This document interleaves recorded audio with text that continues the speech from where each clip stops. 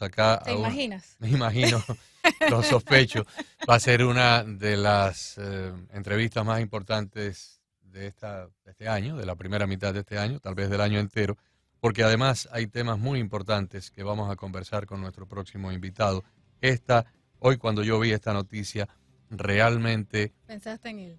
pensé en él y pensé también en toda mi familia, pensé en lo que ha sido mi vida desde que yo llegué a este país hace 50 años y he visto desde que nos comunicábamos por un fax y luego por un beeper y después por un teléfono celular del tamaño de un ladrillo con una antena y vi la primera computadora mini, porque antes las computadoras estaban en las universidades o en la NASA o en el Pentágono y tenían el tamaño de un edificio, la IBM 370, 350.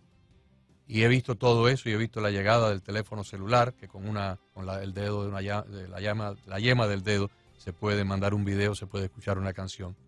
Y justo hice un recuento de todo lo que ha sido mi vida acá y me pregunté, ¿y cómo es posible que nos hayan pasado por delante de nuestras narices esta enorme, evidente, monumental decadencia, donde un país que era la máxima potencia mundial, no solo en economía y en asuntos militares, en toda una serie de otras cosas, cuando había que salir a socorrer, cuando llegamos a la luna, cuando liberamos Europa, éramos el baluarte de la democracia, de la libertad, el primer país que tuvo una constitución basada en principios judeocristianos, y hoy en día vemos militares con pintalabios en los labios, con las medallas en el pecho y tacones de mujer caminando por los pasillos del Pentágono. Vemos esta infiltración satánica en premiaciones artistas, en las escuelas, los drag queen shows.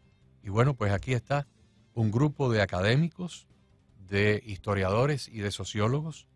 Llegan a hacer una enorme advertencia, una advertencia tremenda a todos nosotros de que Estados Unidos está a punto de colapsar por la rápida decadencia de nuestra economía, el enorme deterioro de nuestros valores y tradiciones y la infiltración del socialismo en todos los niveles. Y es una advertencia que venimos haciendo nosotros en Cada Tarde ya desde hace varios años, a pesar de las críticas que hemos recibido, y nuestro invitado tampoco ha sido exento de estas críticas. Agustín Laje está con nosotros, él es analista político, licenciado en Ciencias Políticas por la Universidad de Córdoba en Argentina.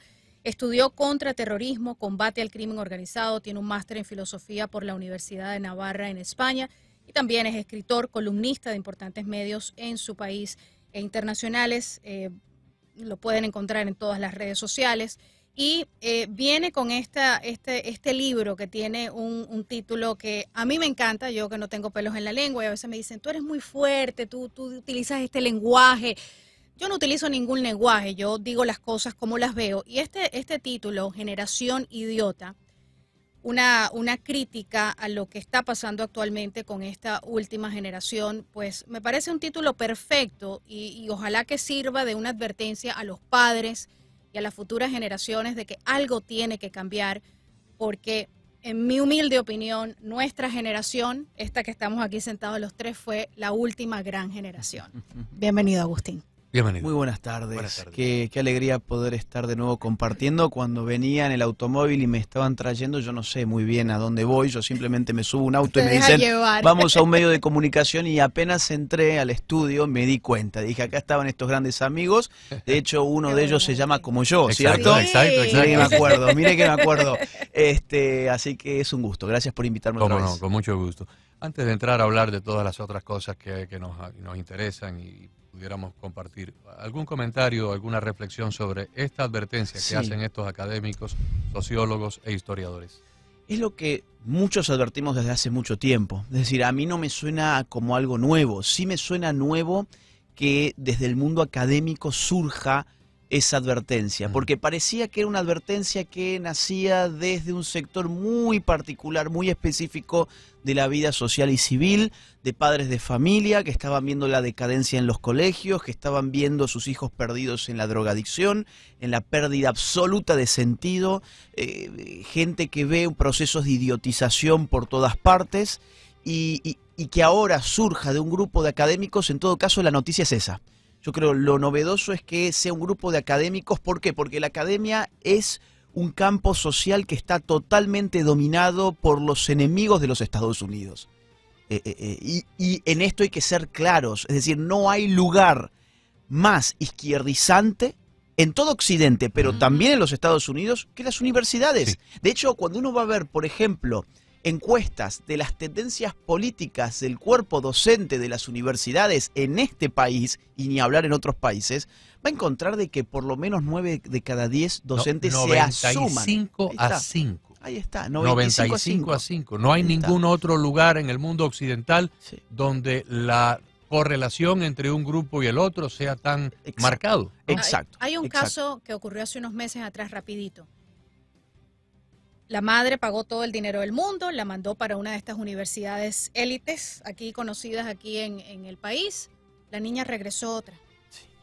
La madre pagó, no estoy clara a dónde la envió, pero esto pudiera ser un buen negocio para quien se le ocurra abrir un nuevo emprendimiento. Para desprogramarla. Para desprogramarla. Sí.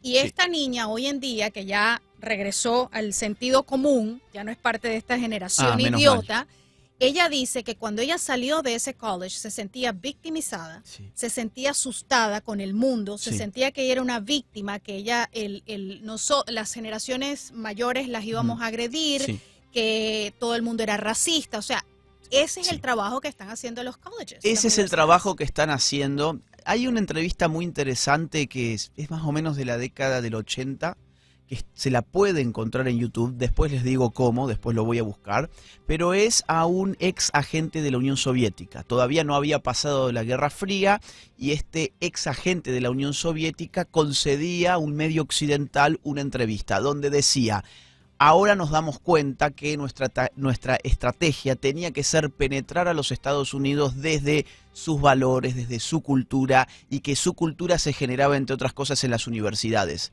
Dice, la Unión Soviética ya tiene a sus agentes metidos en todas las universidades de Estados Unidos. Esto en la década del 80, claro, la Unión Soviética ya no existe más, pero ¿quién sí existe hoy? Bueno, recién se dijo China, por ejemplo. Claro, es casi imposible, por ejemplo, penetrar... China y George Soros financiando todo esto. Es casi imposible penetrar Irán y con un proyecto de 30 o 40 años dominar las universidades y dominar la prensa en Irán, o hacer lo mismo en Corea del Norte, o hacer lo mismo en China comunista. Es imposible.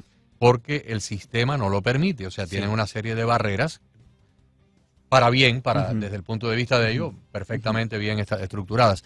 Nuestras libertades constitucionales y la forma en que nosotros acá hemos mantenido esa política de laissez-faire, déjame tranquilo y yo te dejo tranquilo a ti, ha facilitado la toma de espacios milímetro a milímetro. Se han robado todo lo que es la industria de los medios de comunicación, del cine, de las redes sociales, las revistas. Hoy en día las redes sociales, en el pasado eran las revistas internacionales como Newsweek y la revista Time, y lo han hecho muy sutilmente en la industria cinematográfica, en la industria discográfica, y en la industria de... incluso en los comerciales. Todo, de productos, todo. La industria los de juguetes. Los juguetes, los parques de atracciones, todo ese tipo de cosas lo han ido infiltrando, y por supuesto, primero la infiltración empezó por arriba en el mundo académico, y empezaron a bajar y a bajar, y ya la infiltración está a nivel de las escuelas elementales. Ya no es solamente en las universidades, al menos aquí en los Estados Unidos, bueno, tú lo sabes, Agustín, ya es a nivel de kinder.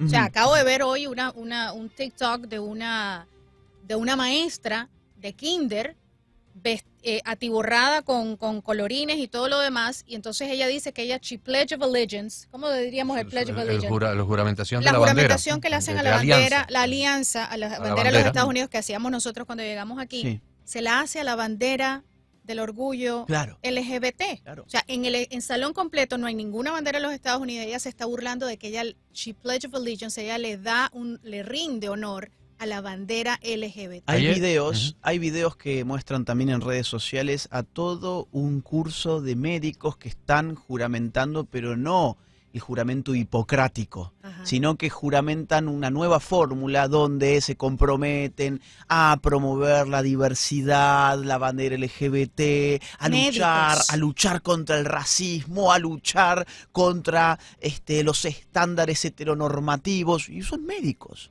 Son médicos que tendrían que estar haciendo un juramento hipocrático. Exacto. Ayer expulsaron del Museo Smithsonian, que es el principal museo que hay en la ciudad de Washington, en la capital de los Estados Unidos, a un muchacho que llevaba un sombrero, una gorra a favor de la vida, Sí. en contra del aborto.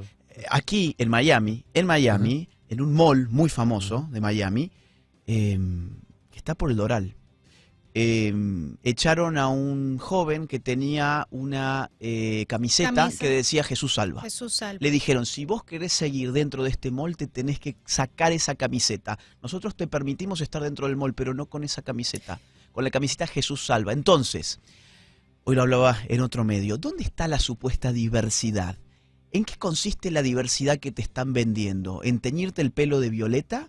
¿En teñirte el pelo de rosa? Es una diversidad un poco pobre. ¿O es la diversidad de tus pronombres de género? ¿En qué consiste la diversidad cuando tienen bloqueada la posibilidad de que vos pienses de otra manera, que vos expreses tu fe de una forma determinada? Y me quedé pensando en lo de la palabra libertad que vos decías. Lo que ha pasado es que han resignificado la palabra libertad, porque los padres fundadores de los Estados Unidos, que se inscriben filosóficamente en una corriente que se llama ilustración, entienden que la libertad va acompañada de responsabilidad y que no hay nada más importante para la vida del individuo que llevar una vida virtuosa.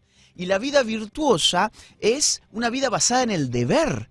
Ahora, cuando vos vas a ver qué significa hoy libertad para todos esos predicadores de la libertad, que en verdad no entienden una sola palabra de lo que están hablando, vos entendés que para ellos libertad significa yo soy del sexo que me autopercibo, yo me quiero hacer 5 abortos y me los hago, yo quiero que vos, yo soy libre en la medida en que vos utilices los pronombres de género que yo quiero que vos utilices para referirte a mí. Es una libertad sosa, boba, autodestructiva y que ha generado un daño enorme en lo que era el país de la libertad, que ya ni siquiera tiene la misma noción de libertad que tenían quienes lo fundaron. Cuando yo tenía 15 o 20 años de edad, había siempre la frase típica de libertad o libertinaje, libertad o libertinaje. Bueno, libertad en una escuela era poder ir vestido con una ropa verde o con una ropa roja, y libertinaje era una muchacha que entonces llevaba una minifalda por encima, o sea, 20 centímetros por encima de la rodilla. Esa era la libertad o el libertinaje. Ya eso ha desaparecido. Ahora es libertad o degeneración. Libertad, o sea, ahora en este momento, siglo, nuevo milenio, año 2023, ya el antónimo de libertad en los Estados Unidos no es libertinaje. Ya libertad y libertinaje más o menos están como medias emparentadas. No, ahora es libertad por un lado y degeneración por el otro. Lo que ocurrió en la prevención, yo no los veo porque yo no me intoxico, yo no permito que por los ojos y los oídos entre esa podredumbre. Pero tengo algunas personas que me han enviado fotografías tomadas de las pantallas del evento de la premiación de hace 2 o 3 días. Y eso parecía un ritual. Es abierta, no, es un ritual satánico, es abiertamente un ritual satánico de gente que ha ganado muchos millones de dólares porque han hecho pactos con el diablo y están pagando el tributo. Este muchacho Sam Smith, que era un muchacho regular, tenía muy buena voz al principio, ¿no? Que la gente lo seguía mucho. Ahora es no binario, está haciendo estos rituales satánicos. La misma cadena CBS, ese día que borró el tweet, dijo, estamos listos, we are ready to worship. O sea, ellos sabían lo que venía y estaban listos para adorar a Satanás. Lo quitaron porque obviamente ha recibido críticas, pero es todo un engranaje, es por todas partes, es en los comerciales, es en las premiaciones. Cuando tú ves la simbología dentro de Hollywood, yo creo que la gente no tiene ni idea de lo que está haciendo al permitirle a los niños ver toda esta basura. Mira, a ver, hay distintos datos que se me vienen ahora a la mente. En Reino Unido el satanismo el último año creció en 163%. En Estados Unidos se está abriendo en este momento la primera clínica satanista de abortos religiosos. ¿Qué significa aborto religioso? Pues que yo voy a hacer un sacrificio. Sacrificios humanos en honor al demonio. Exactamente. En las últimas Navidades... Perdón, para explicarle esto a la gente. Sacrificar un bebé, o sea, abortarlo, para ofrecérselo a Satanás. Dentro de una clínica que adora al diablo. ¿Para obtener qué? Supuestamente. Bueno, algún tipo de favor, porque evidentemente mucha de esta gente ha ganado fortunas exorbitantes y las han ganado precisamente porque han hecho compromisos. En las últimas Navidades apareció en un canal para niños un sketch donde Santa jugaban con su nombre, en Disney. verdad era Satán, porque tiene las mismas letras. Las mismas letras, Tiene las claro. mismas letras. Como Entonces, si hubiese sido una equivocación. como si hubiese sido una equivocación. Sí. Entonces uno tiene dos opciones, o pensar todo esto es una enorme coincidencia, o en verdad hay gente que sí cree en una dimensión espiritual pero no juega para el lado del bien. Oh, no, pero es que Por evidentemente... cierto, una maestra amiga, que es maestra en el condado Broward, esto es al norte, en el otro condado hacia el norte, me dice el otro día, me dice, el witchcraft, la hechicería, Ujú. está de moda en las escuelas. Le digo, ¿cómo es eso? Me dice, todo, las camisas. Y me muestra un montón de camisas que ella misma le toma a los estudiantes. Yo te lo mostré, toda la simbología es de Satanás, de hacer actos El pentagrama. satánicos, el pentagrama. O sea, es una cosa que es a nivel de escuelas y la gente no se está dando cuenta. Y está de moda a nivel de la política. Mirá la campaña de Petro en Colombia. Hay videos de brujas dentro de las instituciones políticas de Colombia haciendo sus hechicerías dentro de esas instituciones en medio de la contienda electoral que tuvo lugar hace algunos meses atrás. O sea, está de moda en muchos ámbitos, solo que ahora está desembosado porque se publica por redes. más Entonces in your lo face. vemos, es en tu cara, en tu cara, y bueno, si pensás que es una cosa divertida, mucho mejor para quienes lo promueven. Hay un discurso casi que profético. Sí, tengo que decir que es profético porque dado el año en que fue dado, prácticamente estaba describiendo como si fuera una foto lo que está ocurriendo hoy en los Estados Unidos. Karol Wojtyła era el cardenal de Cracovia en Polonia y en 1976, escuchen el año 1976, los Estados Unidos celebraban el bicentenario de su Constitución de Independencia. 1776, 1976. Y en 1976, el cardenal Wojtyła vino a un congreso ecuménico que hubo en Filadelfia, en Pensilvania. No tengo las palabras exactas, pero más o menos dicen, este país está entrando en una etapa muy peligrosa. Estamos entrando en la lucha de la luz contra la oscuridad, del evangelio contra el antievangelio. Y por ahí se dio el banquete. Interesante. Y está narrando hace 76, 24 y 23, 47 años, hace 47 años, narró exactamente lo que estamos viviendo en este momento en los Estados Unidos. Por otra parte hay una doble vara constante, ¿no? Porque mientras te dicen que uno no puede opinar absolutamente nada que le moleste a determinados grupos de la sociedad, porque si yo opino, por ejemplo, que un hombre es un hombre y que una mujer es una mujer y que la sexualidad se define por tu biología y no por tus fantasías, pues yo ¿qué tengo? Hate speech. Yo estoy haciendo un discurso de odio. Yo odio a los demás. Creo entonces, que en España esto es hasta ilegal, ¿no? claro, en Argentina Pero también. yo sí En tengo, Argentina ahora- pero yo sí tengo que ver el acto de Ahí satanismo del está, domingo. ahí está. Pero el acto satanista o satánico de los Grammy es cool. Sí. Es cool, a pesar de cuántos cristianos hay. ¿Cuántos cristianos hay todavía en Occidente? Digo, ¿no es un discurso de odio en los términos que ellos lo ponen? ¿Y cómo es No es un posible discurso de odio. que siendo nosotros mayoría, o sea, cuando digo nosotros acá en los Estados Unidos, somos más del 60 o el 70% de las personas que queremos vivir en un país como el que teníamos hace 30 o 40 años? Y esto no tiene que ver nada con demócratas, republicanos, independientes, es simplemente 60 o 70%. Yo me imagino que en Colombia, en España, en México, el 60 o el 70% de las personas estaría contraria a este tipo de degeneración social. ¿Cómo es posible que nos hayan ganado Eso ya tiene que ver con el libro, que es que ha habido un proceso de idiotización de las masas? de las masas, idiota en los términos griegos, ¿no? Porque a ver, el título es un poco engañoso, porque juega con la palabra idiota, uno lo puede entender como un insulto, pero el libro juega con un significado más profundo. Cuando uno va a la etimología de la palabra idiota, va a llegar hasta el griego antiguo, y en el griego antiguo te vas a encontrar que el idiota era un tipo de persona que, pudiendo participar del espacio público, estaba tan retraído a su propio ombligo que decidía quedarse en su casa. El idiota era el ensimismado, el narcisista, podríamos decir también hoy. El que se conformaba con las cuatro paredes de su hogar y lo que pasaba allí adentro no tenía ninguna importancia para su vida. Yo no he leído el libro. Recién acabo de ver la portada así de refilón, porque además la Cariné tiene las dos manos encima del libro. Pero veo que es generación idiota. Sí, bueno, sí. No te preocupes que hay uno para ti. Yo no he leído el libro, pero yo ampliaría el concepto del idiota, porque en este momento nosotros tenemos idiotas con 2 doctorados universitarios. Por supuesto. Nosotros tenemos idiotas en la curia romana a nivel de cardenales y arzobispos. Sí. Nosotros tenemos idiotas en el Senado de los Estados Unidos, en el Consejo Ministerial de los Estados Unidos. Tenemos idiotas en muchas presidencias de Europa y de América Latina. Y tenemos un idiota gobernando la Casa Británica, la monarquía británica. Sí. ¿Okay? Sí. O sea, los idiotas pululan. No, pero espérate, pero los tenemos entre nosotros también, en los medios de comunicación. En los medios de comunicación. O sea, el idiota ya que no venga esa imagen en la mente de nuestros oyentes de que el idiota es un cafre, es un atorrante de calle. No. Eso es un Tenemos buen punto. un montón de idiotas a niveles multimillonarios en las juntas directivas de las empresas más ricas del planeta.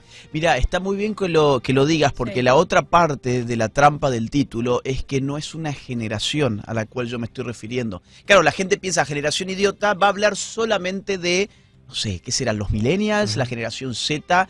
Yo digo, no, cuidado, no nos ha servido demasiado eso de rotular determinadas generaciones de acuerdo a rangos etarios. O sea, si vos naciste entre este año y este año, sos un millennial. Si vos naciste entre este o este, sos un generación Z. Si este y este, sos generación X. Boomer, un baby boomer. O un, claro, no.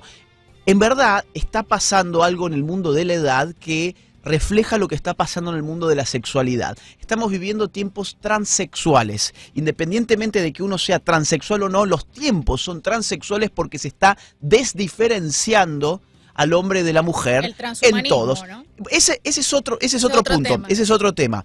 Digo, el momento transexual es un momento donde Bad Bunny se convierte en el gran representante de la nueva masculinidad porque se vistió de mujer. Exacto. Harry Styles es el gran representante de la nueva masculinidad porque se disfrazó de mujer. Ese es un momento transexual, pero el momento transgeneracional es cuando las generaciones se apelmazan en una indiferenciación adolescéntrica, en un momento adolescente. Por eso, los niños se parecen tan rápido a los adolescentes, estamos obsesionados con hacerles hablar de sexo, hablarles de sexo, hacerles practicar sexo, hipersexualizarlos. Por eso los queremos en los concursos de moda, los queremos en la televisión, los queremos con los drag queens, los queremos en la pantalla, los queremos en las redes sociales. El niño ya no existe, lo que existe es un niño que rápidamente se convierte en adolescente, pero al mismo tiempo el adulto también está desesperado por ya no subir, sino bajar. Entonces tenés a esta gente que quizás tienen 50, 60 años, pero te hacen un baile por TikTok como si tuviesen 18. Entonces, hay un momento transgeneracional que es que cada vez es más difícil diferenciar a las generaciones. Ahora, entonces, ¿dónde está el idiota? Está en todos lados. Todos lados, el otro día, y ese es el punto suyo, que es muy correcto. En el Foro Económico Mundial, uno de los presidentes de las compañías más ricas del mundo, creo que Siemens. Ese señor estaba proponiendo, no sé si era ponerle pañales a las vacas. Sí, para recoger las heces fecales y de manera que no contaminaran de ozono el medio ambiente. Un señor por el cual yo tuve tal vez en aquella época la segunda mayor admiración de todo el planeta. La primera era por Juan Pablo II y la segunda mayor admiración mía era por Bill Gates. Recién había fundado la compañía Microsoft, que revolucionó los sistemas de operaciones de las computadoras. Este hombre acaba de decir hace unos días que él va a luchar contra viento y marea para que la gente deje de comer carne, porque al comer carne estamos destruyendo el medio ambiente y el planeta. O sea, no, pero las cocinas de gas. O sea, las cocinas de gas quieren eliminarlas. Entonces, si eso me lo dice a mí, tal vez un señor que lo que hace es, no sé, recoger basura, o tal vez un señor que fue a un 3er grado, 4º grado de escolaridad, pues uno dice, el pobre, dentro de su limitada visión del mundo, pues hay que escuchar eso y respetárselo, porque no tiene otra capacidad. No, estamos ante algunas de las mentes más brillantes de los últimos 1000 años y están hablando pura babosada. Y usted dice, ¿cómo es posible? Creo que fue Bill Gates el que estaba planteando establecer una serie no sé si como unas especies de sábanas oscuras para ocultar el sol para que el sol no calentara el planeta, producir un enfriamiento. Pero son cosas que casi bordean en la enajenación mental. Llega a tal punto la idiotez que te llega a ti a cuestionar, ven acá, o sea, somos los únicos acá normales que quedan en el planeta porque cada día vemos el mundo tan al revés y el problema es, no nosotros, pues nosotros sabemos lo que está bien y lo que está mal, nosotros sabemos, ya nosotros no nos pueden meter cuentos. El problema es la generación, el problema es mi hija de 2 años. Claro. ¿Ok? Que la tengo que tener, tú sabes, cuidado con, no puede ver Disney, no puede ver esto, no puede, porque tengo que ir protegiendo esa mentecita hasta que ella tenga una edad donde se le van a explicar las cosas. Pero ya ella a veces ve cosas que como que, tú sabes... ¿Cómo será el mundo cuando tenga 14 o 15? Por Dios. Miren, yo no creo en las personas que no hacen lo que dicen que los demás deben hacer. Toda esa gente que fue al Foro Económico Mundial llegó en sus jets personales. Claro que sí. Ninguno de todos esos se montó una aerolínea como la que nos montamos nosotros, que llevan a cientos de pasajeros y que son inevitables. Ni se comieron un sirloin steak de cuero. Exactamente, ni basan su dieta en lombrices. Es correcto. Bien, entonces yo no creo en gente que me dice lo que yo tengo que hacer y esa persona hace lo opuesto. Y volviendo al punto adolescéntrico y que tiene que ver con esto, ¿quién fue una de las grandes invitadas del Foro de Davos, o sea, del Foro Económico Mundial? Greta Thunberg. ¿Quién nos va a salvar del calentamiento global? Una nena de 15 años. ¿Qué hizo Joe Biden cuando necesitaba convencer al pueblo norteamericano de que se vacunara cuanto antes? ¿A quién invitó? TikTok. Exactamente. ¿A quién llevó? Por ejemplo, a una cantante de pop. LGBT. Además. Y llevó, por ejemplo, a una cantante de pop llamada Olivia Rodrigo, que en ese momento tenía 18 años. ¿Por qué? Porque ellos saben que el que domina hoy el aspecto cultural es el adolescente. Pero idiotas pueden ser todos por igual, independientemente de la edad. De la misma forma que, cuidado, hay chicos jóvenes que están mucho más despiertos de los ejemplos que estamos hablando ahora, por ejemplo, ¿no? Yo creo que a fin de cuentas, si yo fuera a buscar una sola explicación en una sola frase que resuelva esta gran problemática y esta gran interrogante, y que aplique tanto a Argentina como a Noruega, que aplique tanto a Nueva Zelanda o a Australia, donde hemos visto cosas impensables ahora con las restricciones y el confinamiento, hasta Canadá, que aplique al mundo entero, independientemente de si es un país musulmán o es un país ortodoxo. Es la falta de Dios. Falta de Dios. 4 palabras nada más que yo creo que explican por qué hemos llegado a estos niveles. Porque en cualquier sociedad donde Dios está presente, pero genuinamente, no con la interpretación aberrada que le dan los musulmanes, que ven en el Corán la necesidad de poner una bomba en un edificio y matar a 1000 personas. No. Donde genuinamente está Dios presente, este tipo de cosas no caben, no tienen espacio. Yo creo que si miráramos con un aparato que no se ha inventado, el alma de cada una de estas personas es un alma vacía, es un alma desprovista de Dios, es un alma totalmente vacía que trata de llenarse con cosas que no la van jamás a hacer feliz. Mire, hay un texto que se considera mucho en la filosofía, que es de Nietzsche, siglo XIX, un texto llamado La Gaia Ciencia. Y Nietzsche nos pone un frenético, un loco que irrumpe en un espacio público y grita: Dios ha muerto, Dios ha muerto. La gente se ríe y él continúa con un discurso. Dice: Dios ha muerto, necesitaremos linternas para andar durante el día. Quizás tendremos que convertirnos nosotros en dioses para tapar esta matanza inaceptable. Dice muchas cosas muy interesantes. Y como los otros se mofan, dice: no, ustedes no están listos para escuchar esto, quizás he llegado demasiado temprano. ¿Qué estaba diciendo Nietzsche? Estaba anticipando algo muy importante, que era que el mundo venidero iba a ser un mundo donde Dios iba a estar ausente para la mayoría de las personas. Y cuando Dios está ausente en tu vida, se desestabiliza el sentido de tu vida. Digo, ¿cómo se puede crear sentido? ¿Dónde yo puedo encontrar el mal y el bien? ¿Cómo lo puedo discriminar? ¿Cómo puedo saber incluso las cosas verdaderas, distinguirlas de las falsas, lo que me conviene y lo que no me conviene a mí?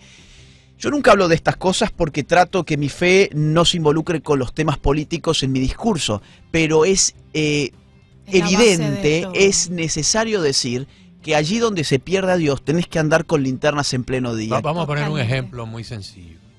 ¿Qué es lo que requiere de un buen gemólogo o un buen joyero para determinar si un diamante es auténtico o es una zirconia?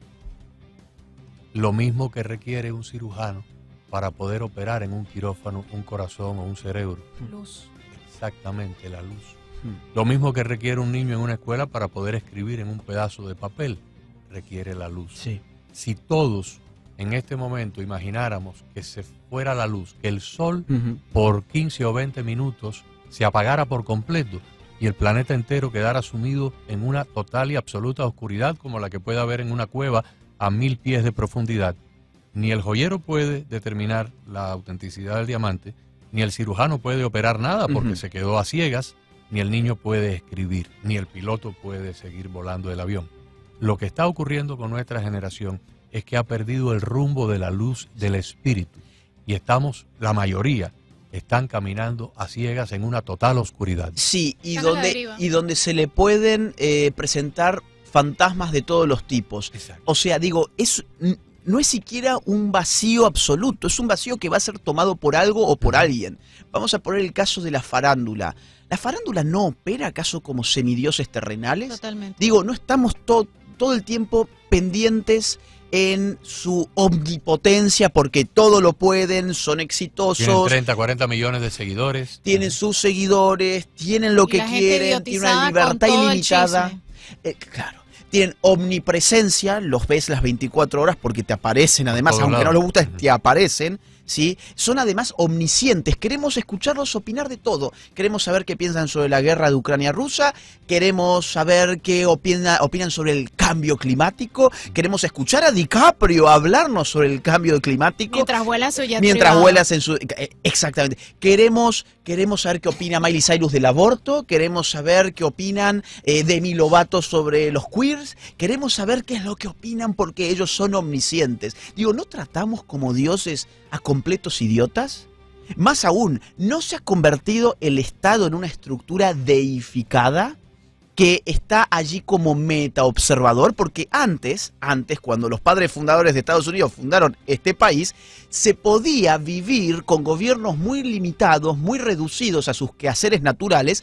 ¿Por qué? Porque la gente tenía un doble juez. Tenía el juez terrenal, pero tenía un juez supraterrenal. Entonces yo podía elaborar mi acción, mi conducta, de modo que por más que no me estén viendo que me estoy robando esto de la radio, yo sé que hay alguien que sí me está mirando. Cuando yo soy evidentemente mucho mayor que ustedes dos, pero cuando ayer iba en el carro y se lo estaba diciendo a mi esposa, había una frase que, y para que conozca un poco mi procedencia, yo nací exactamente en el momento en que Fidel Castro tomó el poder en Cuba, y viví por mis primeros 11 años en Cuba y luego emigré a España.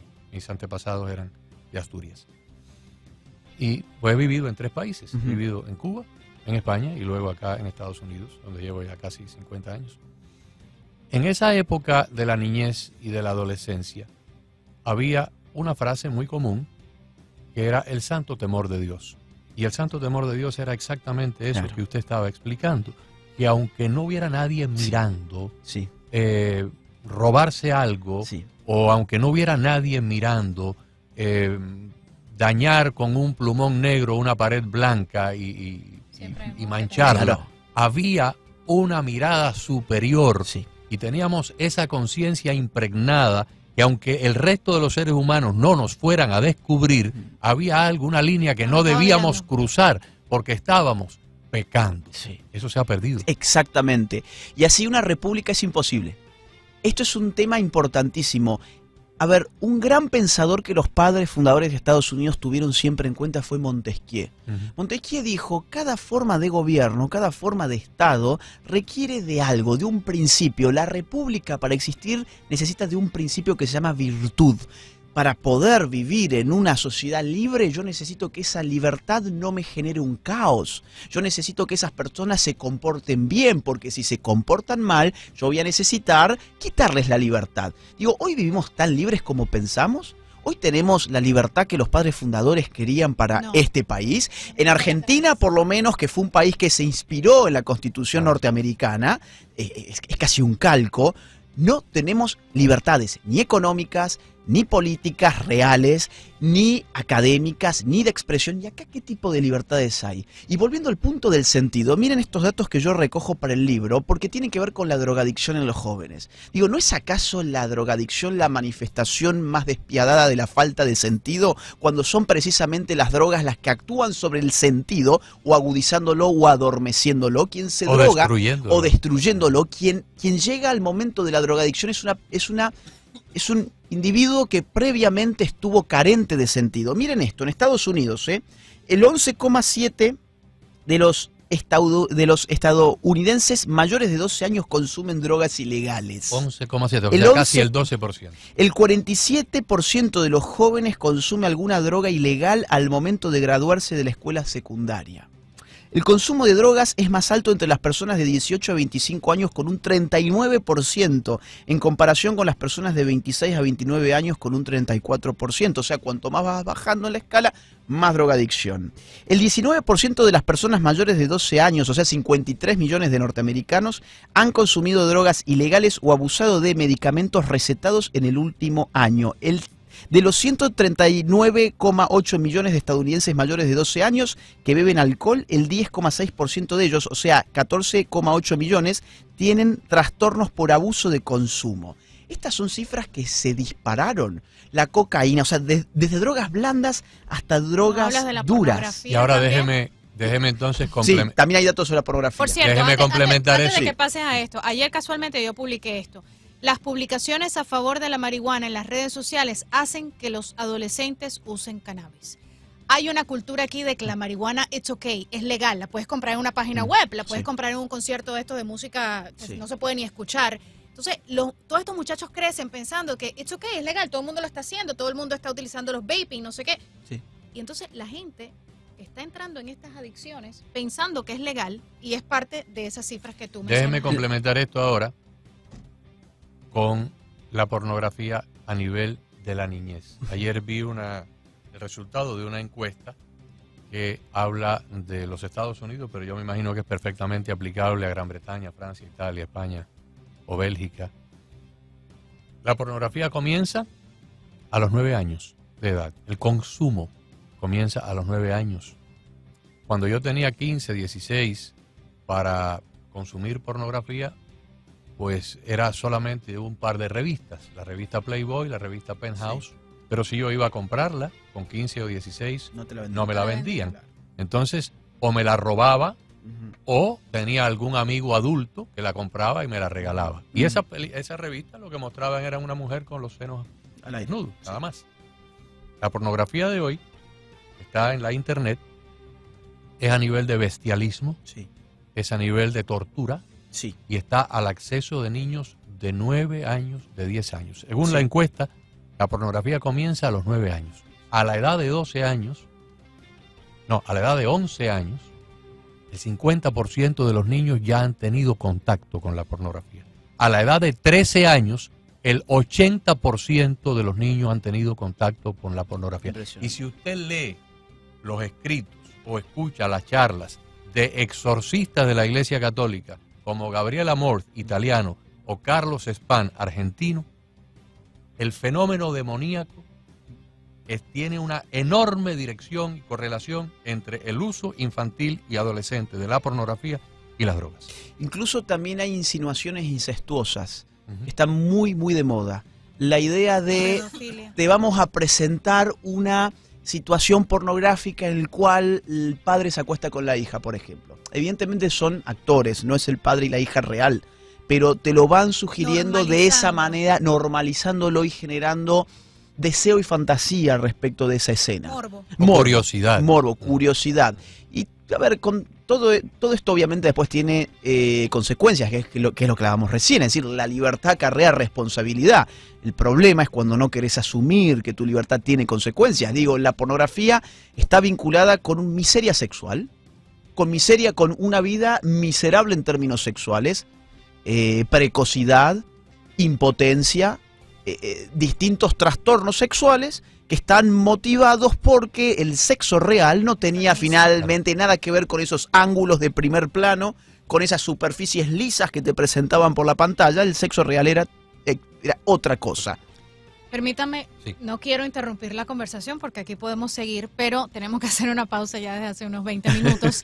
Estamos conversando con Agustín Laje, analista político, licenciado en Ciencias Políticas por la Universidad de Córdoba en Argentina, autor, escritor, columnista de importantes medios de comunicación y está presentando aquí en Miami su libro Generación Idiota. Ya me han escrito varios oyentes que ya han comprado el libro. Y por el apoyo. Agustín, cuando en los Estados Unidos casi todo el mundo vivía de este lado del río Mississippi y del otro lado del Mississippi era la gran frontera a conquistar.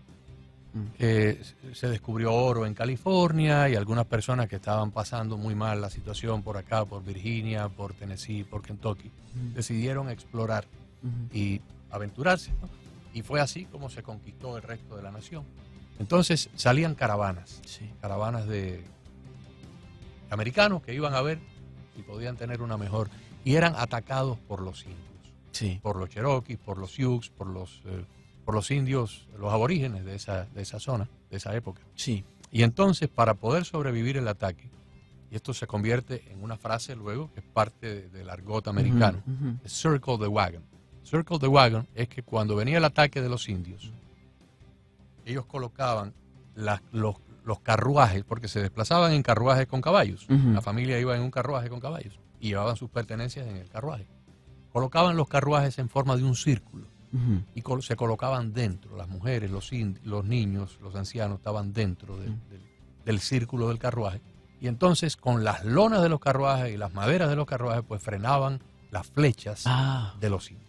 Porque los indios lo único que tenían eran flechas, venían en sus caballos, disparaban la flecha, pero no los podían matar porque evidentemente habían creado una barrera.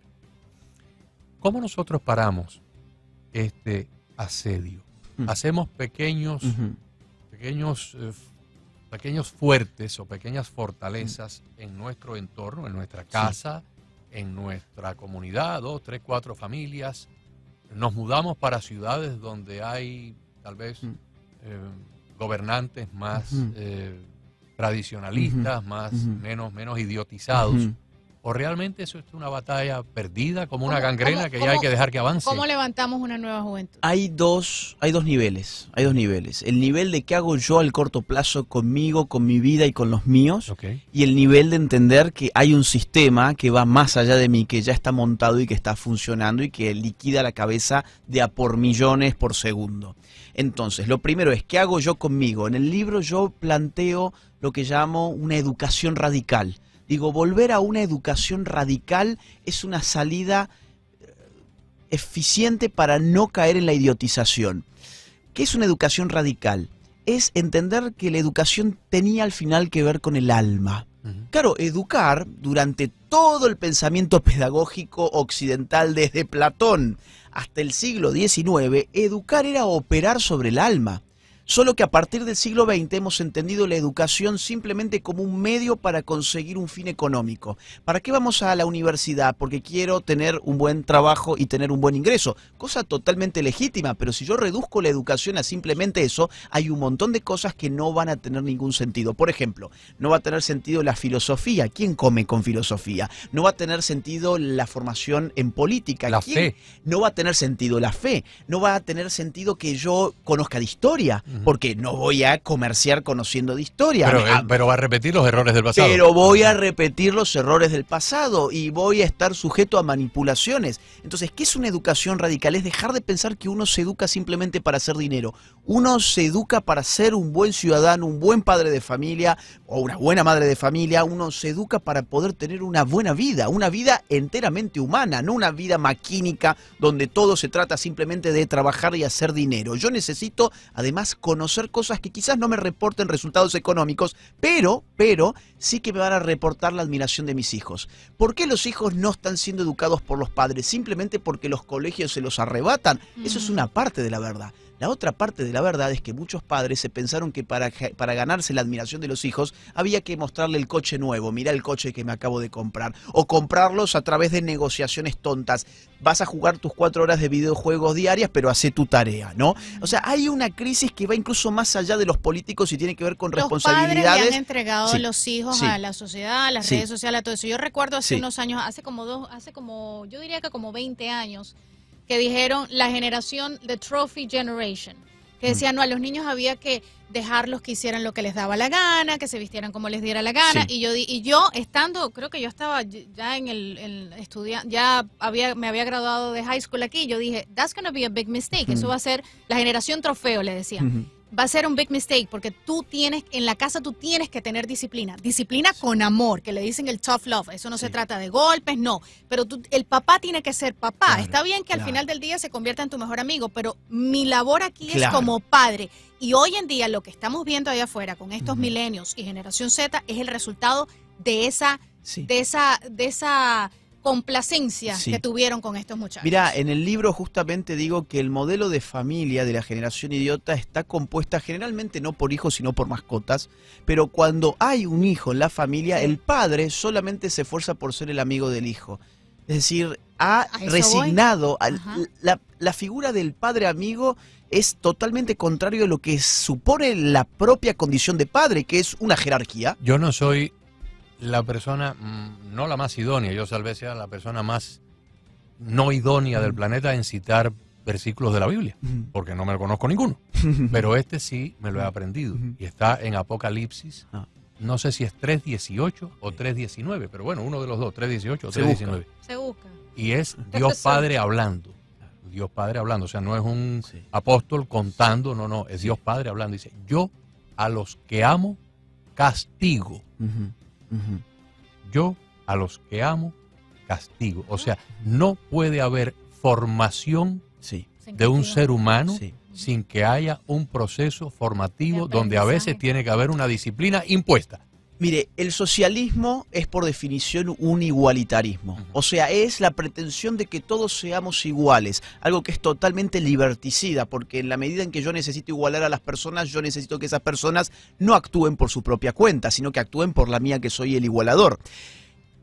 Esa ola de socialismo no solamente debe contemplarse en el mundo de la economía, sino en las instituciones sociales en general. La destrucción de la familia es una forma de igualitarismo. ¿Por qué? Por cómo han destruido a la familia, rompiendo la noción de autoridad. El padre ya no tiene autoridad sobre el hijo, no hay ningún tipo de jerarquía, la familia es una cuestión meramente horizontal, donde en todo caso se negocia como uno negocia con el verdulero. Yo le negocio al verdulero el precio de la manzana, mi hijo me negocia a mí cuántas horas va a ver TikTok por día. Y nos convertimos en negociantes, en comerciantes dentro de lo que ha dejado de ser un hogar y ha pasado a ser un hotel de lujo donde la gente va a dormir, a comer, al baño y a ver la televisión. Y después los niños van y te dicen, yo necesito mi espacio dentro de la casa que tú estás pagando. Exactamente, y con un agravante social y político enorme. Miren, en el libro recojo mucha investigación sociológica donde se evidencia de forma totalmente clara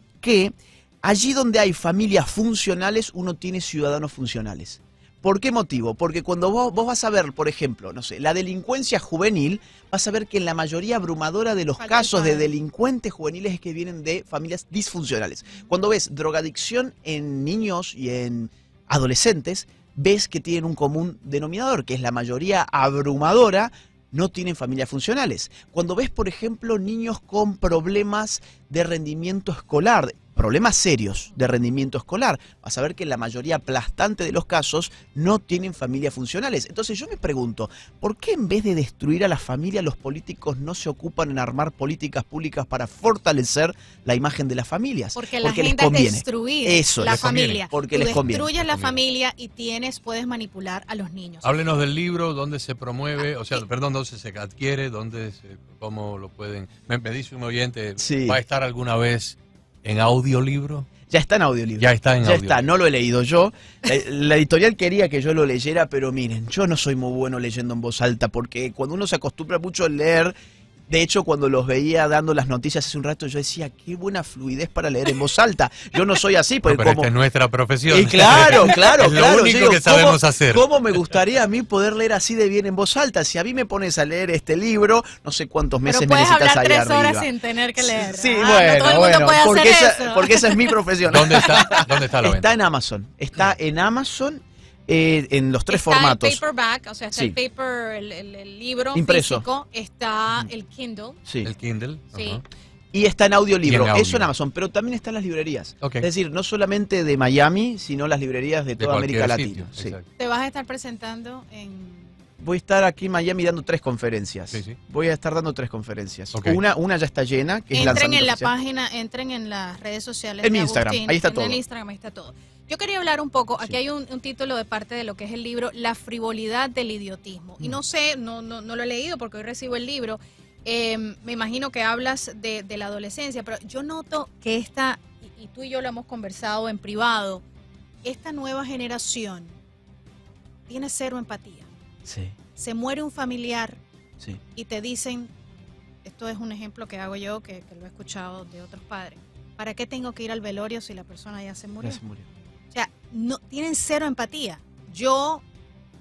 Y no es por ponerme yo de ejemplo, pero doy el ejemplo porque yo lo hacía. Mi abuela se enfermaba en Colombia, mi abuela vivía en Colombia, y yo agarraba y yo me iba un fin de semana y iba a Claro. consentirla, Claro. atenderla si necesitaba algo.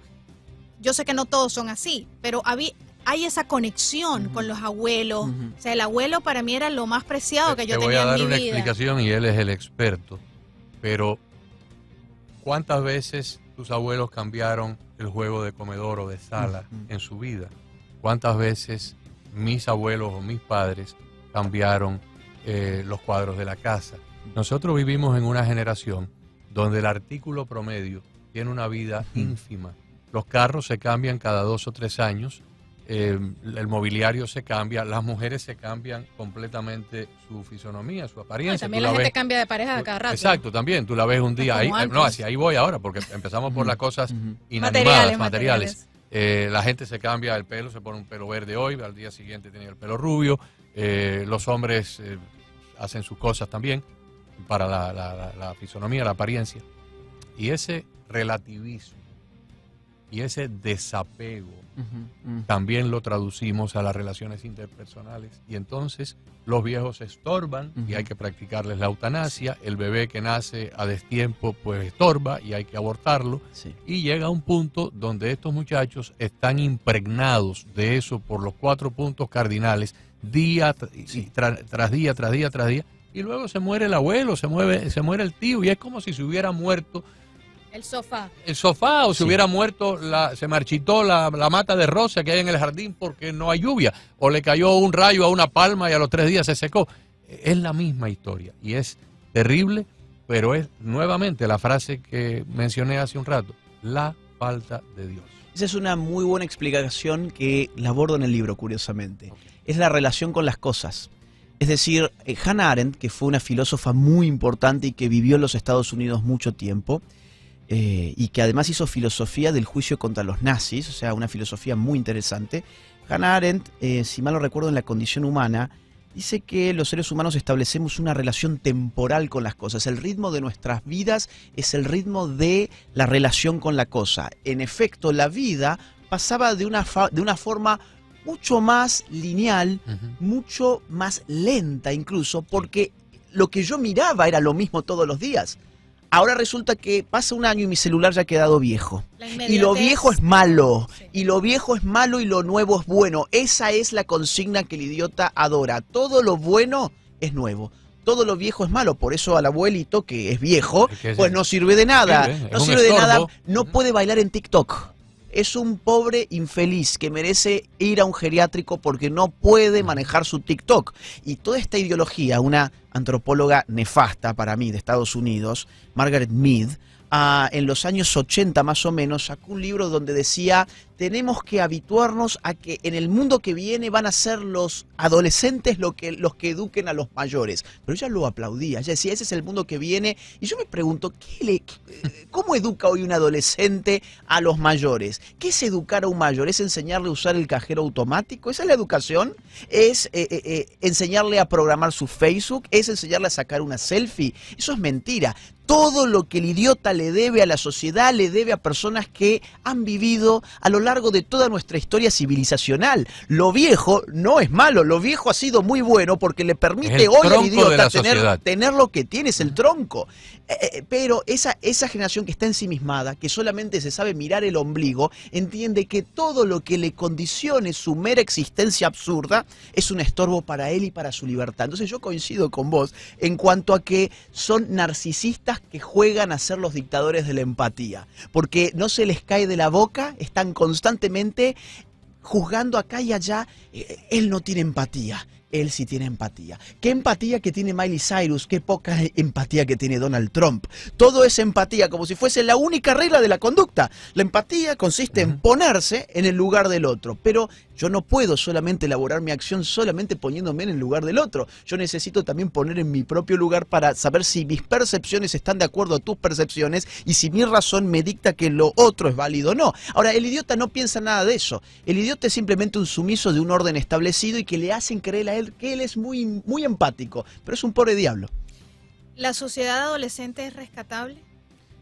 Porque yo sé que muchos padres están escuchando y están teniendo un hard time, están teniendo dificultades, incluso hasta con millennials que ya están pisando los 30. Hay incluso niños de 30 que todavía le piden dinero a los padres. A mí me hubieran dado una patada por el trasero, pero... ¿Es rescatable? La sociedad adolescente es un estado cultural de la sociedad que no es rescatable a menos que sobrevenga de nuevo un tiempo intergeneracional. En la sociedad adolescente son todos adolescentes, ese es el problema. Independientemente de la edad, el padre juega a ser amigo del hijo, como decíamos recién, y el niño de 8 años tiene que habituarse a ver pornografía o tiene que hacer ejercicios de educación sexual cuando no tiene idea de nada de eso ni tiene por qué saberlo. Entonces, de lo que hay que salvarse es de la sociedad adolescente, que es esa fuerza que, insisto, hace que todos tengamos que apelmazarnos en un estado adolescente de la vida. ¿Cómo podemos salir de eso? Podemos salir asumiendo cada uno su rol. Es lo mismo que pasa en el estado de la sexualidad. Digo, si hay una transexualidad, ¿cómo nos salvamos de eso? Volvamos a los roles. La mujer, el hombre. No significa que sea una jerarquía, significa que hay cosas que somos distintos. Hombre, no como lo han puesto ahora, que la toxicidad y que los machos son tóxicos, eso me tiene enferma. Pero realmente. es que es tan enfermante por lo idiota del planteo, porque cuando vos le preguntas, ¿y qué es la masculinidad tóxica? Te dicen, por ejemplo, es el hombre celoso. Bien, yo te puedo mostrar 120.000 mujeres celosas. No es una característica exclusiva y excluyente del hombre. Es una característica negativa que no es propia solo de la masculinidad. También puede estar en una mujer. Entonces, otra vez, ¿qué es la masculinidad tóxica? Bueno, es el hombre que golpea a su pareja. Estamos de acuerdo que eso está pésimo, pero yo también puedo encontrar mujeres que golpean a su pareja, por lo tanto no es exclusivo del hombre. Eso de masculinidad tóxica es un rótulo tonto que pretende adjuntarle al hombre aspectos conductuales enteramente negativos y que hay que repudiarlos, pero quieren hacerlos pasar como que son solo de los hombres. Y acá se ha planteado un cuentito muy falso, que es que la mujer es un sexo angelical necesariamente inocente que siempre dice la verdad y el hombre es exactamente lo opuesto. Pero ahí hay un problema todavía mayor. Si en verdad en muchos lugares del planeta hay hombres abusadores, hay hombres que dan golpizas a las mujeres. Sí. No creo que sea la mayoría de los hombres. Entonces no podemos divinizar al resto de los que no le damos golpes a las mujeres para resolver el problema de los abusadores. Hace un rato hablábamos sobre España, nosotros fuera del aire. Hablar del feminismo, que también nos ha hecho un daño terrible. Bueno, y ya... Por un lado están feminizando a los varones y entonces las mujeres... Masculinizando mujeres. Masculinizando mujeres. Entonces va a llegar un momento... Mire, hace poco en una universidad de Cantabria, en España, en Santander más concretamente, se dio una conferencia académica. Y en esa conferencia académica lo que se sostuvo es que todos los hombres somos violadores en potencia. ¿Bien? O sea, ¿qué significa eso? A ver, cuando vamos a las estadísticas, en todos nuestros países, por lo menos de Occidente, el 99,99% de los hombres nunca ha violado ni va a violar a una mujer. Ahora, porque hay un 0,00001% que sí lo ha hecho o sí lo hará, vos y yo, que no lo hemos hecho ni lo haremos, somos violadores en potencia también. Bueno. Decime si no es idiotizante el planteo. Claro que sí. La última pregunta mía no es mía realmente, es una amiga oyente, también amiga personal, que me la hace para que se la transmita. ¿Qué opina del globo chino? Opino que no es un acto de guerra, sino un acto simbólico. Creo que lo que han querido... Ayer lo dije, estoy por encima tuyo y no me estás haciendo nada. Es eso, es eso. Es un chiste, es un chiste. Es un chiste que muestra la decadencia de los Estados Unidos. Es el chiste de decir, mira, sobrevuelo tu territorio nacional con un globo y vos, que eras la potencia mundial indiscutida hasta hace solamente, ¿cuánto? ¿20 años? Hasta hace 20 años eras la potencia. Tuviste que esperar a que atravesara todo el territorio para derribarlo y ahora quiero que me lo devuelvas. Y ahora quiero que me lo devuelvas y encima te tuve discutiendo durante varias horas si me lo ibas a derribar o no. Encima te tuve con miedo de dispararle a mi globo. Decime si no han tratado a Estados Unidos como han querido, y lo han podido además. Entonces yo digo, a ver, esto de espionaje, no espionaje, no lo sé. Lo que estoy seguro es que es una comedia negra. Y lo que nos viene por los próximos 2 años, que todavía nos quedan 2 años de esto. Yo veo con buenos ojos que no haya ningún liderazgo claro en el Partido Demócrata. Sus liderazgos son impresentables porque su gobierno es impresentable y no veo las horas de escuchar hoy a este señor que está en la Casa Blanca a ver de qué se disfraza y cuántos psicofármacos se toma para poder hablar. Quiero ver qué es lo que dice. Mañana seguramente saldrán todos los memes y estaremos divirtiéndonos todos para no llorar, porque en verdad sería para llorar. Pero bueno, entonces, las conferencias que faltan por dar, ¿cuáles? Sabemos que te tienes que ir, aquí tengo a todo el equipo. Las conferencias están en mis redes sociales, van a ser 3, una va a ser Cuba y la batalla cultural. Voy a explicar la influencia de Cuba en América Latina en el terreno bélico, político y cultural. Otra va a ser, que esa quedan entradas y eso es el día viernes a las 6 de la tarde en el Doubletree del aeropuerto, así que eso búsquenlo en mis redes sociales porque es con inscripción previa. Otra conferencia va a ser con César Vidal en una iglesia y la eso otra va a ser en Broward, en Hollywood. Así es. Y la otra va a ser el lanzamiento oficial del libro, pero esa ya las entradas están agotadas. Y de todas maneras, entren en mis redes sociales. La de Hollywood sé que es a las 7 de la noche porque me invitaron, pero nosotros estamos aquí en lo del libro. Y bueno, Agustín Laje lo pueden seguir en su canal de YouTube, en Instagram. ¿Tienes TikTok? Tengo TikTok, Agus Laje, pero no bailo. No bailo ni muestro mi ropa interior.